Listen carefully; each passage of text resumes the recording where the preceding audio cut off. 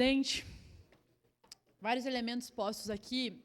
Eu queria começar dizendo que, sim, vereador Fantinel, no Brasil nós temos um problema cultural que eu considero grave, que é a cultura do trabalho escravo.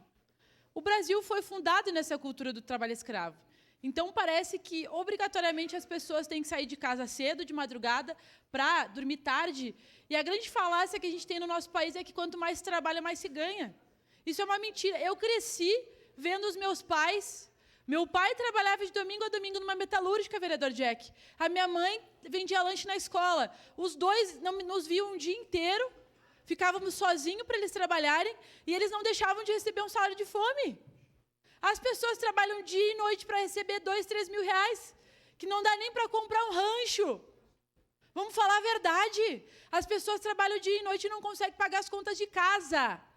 É essa a realidade do povo brasileiro. E o Cláudio falou uma verdade. Aqui eu participei da sua homenagem, vereador Pedro, na segunda.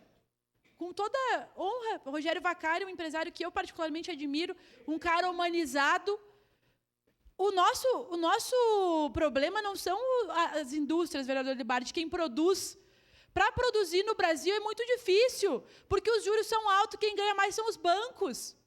Quando a pessoa tem um dinheirinho, vereador Pedro, ela não vai querer abrir um negócio, vereadora Sandra. Ela vai querer investir no banco, nos juros, em títulos, porque ela vai ganhar mais do que abrir um negócio, que realmente é difícil. Então, o problema do Brasil não é o Estado. O problema do Brasil são os bancos, os banqueiros e esse sistema de juros da dívida que engole todo mundo. Engole o trabalhador, engole o empresário, que produz alguma coisa. E aí eu estou falando do pequeno, do médio e do grande. Então, nós precisamos criar condições para que o nosso país tenha indústrias fortes, que a nossa cidade diversifique a sua matriz econômica, porque quando tem indústria forte, tem emprego de qualidade. Agora, não é trabalhando dia e noite que as pessoas vão, que a gente vai conseguir chegar a algum lugar. Nós precisamos que as pessoas trabalhem menos. Com mais tecnologia, as pessoas já podem trabalhar menos e o país tem que deixar de ser um país, né, um país de cultura atrasada, de cultura do trabalho escravo, para, de fato, ser um país avançado. Obrigada, senhor presidente.